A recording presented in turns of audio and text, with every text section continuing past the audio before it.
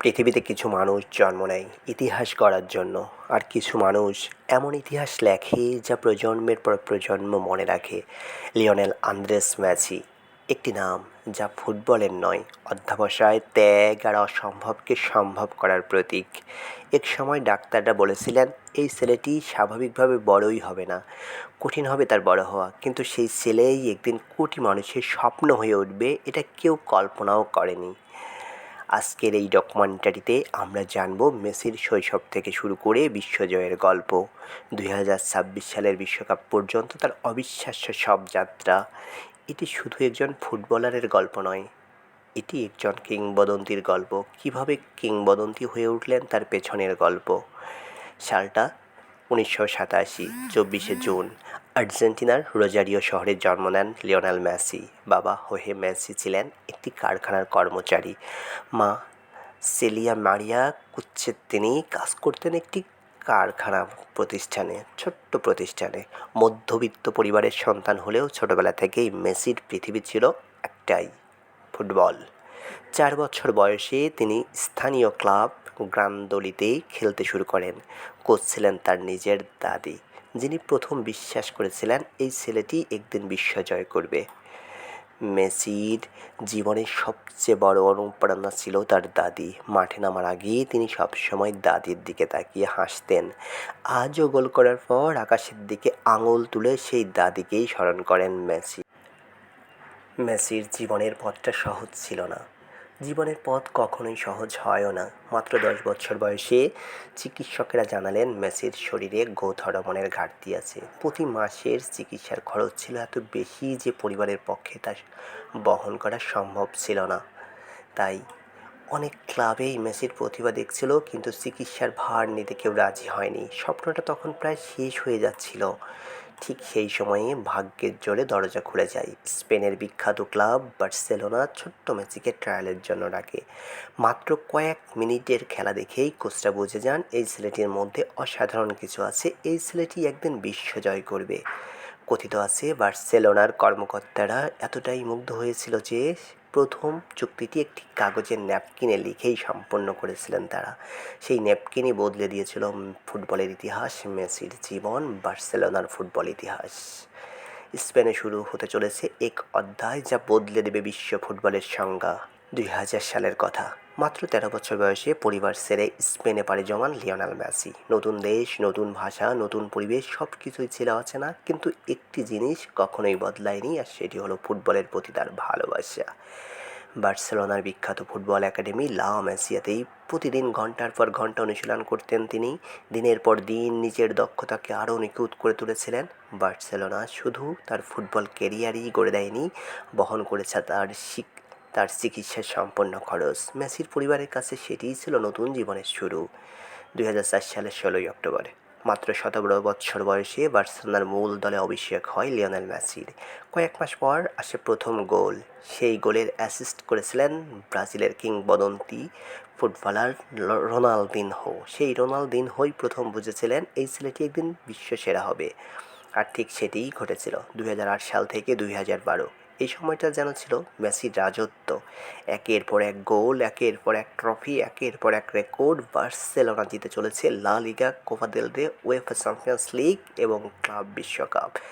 Messi জিতলেন টানা চারটা ব্যালন ডি'অর, যা তখন পর্যন্ত ফুটবল ইতিহাসের নজিরবিহীন ছিল। প্রতিপক্ষ ডিফেন্ডাররা জানতেন মেসিকে থামানো প্রায় অসম্ভব। সেই মেসি তাকে কেউ থামাতে পারতেন না, বল যেন তার পায়ের সঙ্গে লেগে থাকতো। ড্রিবলিং, পাস, গোল সব কিছুতেই তিনি ছিলেন এক অন্য জগতের ফুটবলার। একসময় ফুটবল ভক্তদের মুখে একটি কথাই শোনা যেত, মেসি ম্যাজিক। কিন্তু ক্লাব ফুটবলে সব কিছু জিতলেও জাতীয় দলের হয়ে একটি স্বপ্ন তখনও অসম্পূর্ণ। 2014 সালের বিশ্বকাপ ফুটবল। আর্জেন্টিনা পৌঁছে যায় ফাইনালে। পুরো দেশ অপেক্ষা করছিল বিশ্বকাপ জয়ের, কিন্তু অতিরিক্ত সময়ে জার্মানির একটি গোলে ভেঙে দেয় তার সেই স্বপ্ন। মেসি জিতেছিলেন টুর্নামেন্টের সেরা খেলোয়াড়ের পুরস্কার, কিন্তু বিশ্বকাপ ছাড়া সেই পুরস্কার যেন তার কাছে অর্থহীন ছিল। এরপর টানা 2বার কোপা আমেরিকার ফাইনালে হেরে যায় আর্জেন্টিনা। সমালোচনা বাড়তে থাকে, হতাশা বাড়তে থাকে। অনেকেই বলতে শুরু করেন মেসি কি সত্যিই আর্জেন্টিনার সর্বকালের সেরা, নাকি ক্লাবের? মেসি যতটা ক্লাবের ততটা ঠিক দেশের নয়। চাপ, হতাশা আর ব্যর্থতার ভারে একসময় আন্তর্জাতিক ফুটবলকেই বিদায় জানান, অবসরের ঘোষণা দেন তিনি। সেই ঘোষণায় স্তব্ধ হয়ে গিয়েছিল পুরো ফুটবল বিশ্ব। কিন্তু একজন কিংবদন্তির গল্প কখনোই এত সহজে শেষ হয় না, বরং এখান থেকেই শুরু হয় ইতিহাসের অন্যতম সুন্দর প্রত্যাবর্তন। অনেকেই ভেবে নিয়েছিলেন এখানেই হয়তো শেষ হয়ে গেল লিওনেল মেসির আন্তর্জাতিক কেরিয়ার, কিন্তু সত্যিকার কিংবদন্তিরা হার মানতে শেখেন না। ভক্তদের ভালোবাসা, সতীর্থদের অনুরোধ, নিজের দেশের জন্য কিছু জয়ের স্বপ্ন, সব কিছু মিলিয়ে মেসি আবার ফিরলেন আর্জেন্টিনা দলে। এরপর এলো 2021 সালের কোপা আমেরিকা। ফাইনালে প্রতিপক্ষ ছিল চিরপ্রতিদ্বন্দ্বী ব্রাজিল। মারাকানা স্টেডিয়ামের একমাত্র গোলে জয় পায় আর্জেন্টিনা। বহু বছরের অপেক্ষার অবসান ঘটিয়ে জাতীয় দলের হয়ে প্রথম বড় কোনো ট্রফি হাতে তুলে নেন মেসি। সেই রাতে শুধু একটি দল জেতেনি, জিতেছিল কোটি কোটি মানুষের বিশ্বাস। মেসির চোখের জল যেন বলে দিচ্ছিল এই ট্রফির জন্য কতটা অপেক্ষা করেছিলেন তিনি। 2022 সাল কাতার বিশ্বকাপ, সম্ভবত মেসির শেষ বিশ্বকাপ। শুরুটা ছিল দুঃস্বপ্নের মতো। প্রথম ম্যাচেই সৌদি আরবের কাছে হেরে যায় আর্জেন্টিনা। সমালোচনার ঝড় আবারও শুরু, কিন্তু সেই হারই যেন পুরো দলকে আবার বদলে দিল। এরপর আসলো মেক্সিকোর বিপক্ষে অসাধারণ এক গোল, পোল্যান্ডের বিপক্ষে দারুণ পারফরমেন্স, অস্ট্রেলিয়া, নেদারল্যান্ড, ক্রোয়েশিয়াকে হারিয়ে আর্জেন্টিনা পৌঁছে গেল ফাইনালে। 18 ডিসেম্বর 2022 ফুটবল ইতিহাসের অন্যতম সেরা ফাইনাল। প্রতিপক্ষ ফ্রান্স। মেসি করলেন দুটি গোল। অসাধারণ লড়াইয়ের পর ম্যাচ গড়ায় টাইব্রেকারে। শেষ মুহূর্তে যখন গঞ্জালো মন্তিয়েলের শট জালে জড়িয়ে যায়, তখন কোটি কোটি আর্জেন্টিনান সমর্থকদের সঙ্গে আনন্দে ভেসে যান লিওনেল মেসিও। দীর্ঘ প্রতীক্ষার পর অবশেষে তার হাতে ওঠে সেই কাঙ্ক্ষিত বিশ্বকাপ, যে ট্রফির জন্য তিনি সারা জীবন লড়াই করেছিলেন। সেই মুহূর্ত ফুটবল বিশ্ব যেন এক বাক্যে স্বীকার করে নেন, লিওনেল মেসি শুধু একজন মহান ফুটবলার নন, তিনি ফুটবল ইতিহাসের অন্যতম সেরা কিংবদন্তি।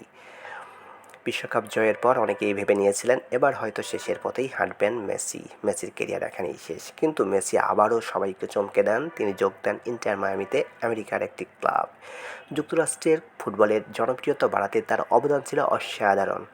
যেখানেই তিনি খেলেছেন সেখানেই হাজার হাজার মানুষ শুধু এক পলক মেসিকে দেখার জন্য স্টেডিয়ামে ছুটে এসেছেন। এরই মধ্যে আন্তর্জাতিক ম্যাচগুলোতে আর্জেন্টিনার জার্সিতে তিনি নেতৃত্ব দিয়ে গেছেন। বয়স বাড়লেও তার খেলার বুদ্ধিমত্তা, নিখুঁত পাস, অসাধারণ ফ্রি কিক এবং নেতৃত্ব আজও বিশ্বকে মুগ্ধ করে। 2026 সালে তিনি নিজের শ্রেষ্ঠ বিশ্বকাপ হিসেবে বলবেন এটা আসলে বলা যাচ্ছে না এখনই, তবে ষষ্ঠ বিশ্বকাপে অংশ নিয়ে আরেকটি অনন্য মাইলফলক স্পর্শ করেছেন। টুর্নামেন্ট চলাকালে তিনি গুরুত্বপূর্ণ অবদান রেখে যাচ্ছেন তার দলের জন্য, নতুন নতুন রেকর্ড গড়ছেন।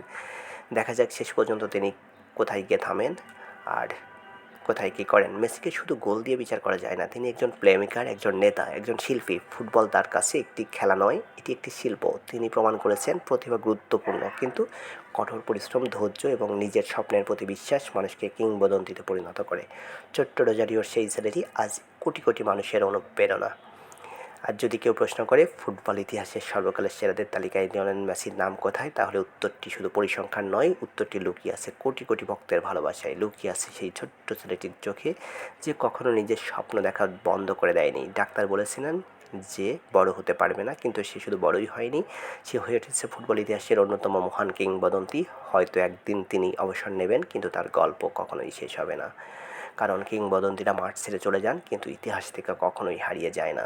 নামটা শুধু লিওনেল মেসি নয়, নামটা এক যুগের পরিচয়। ধন্যবাদ এই ভিডিওটা দেখার জন্য এবং শোনার জন্য।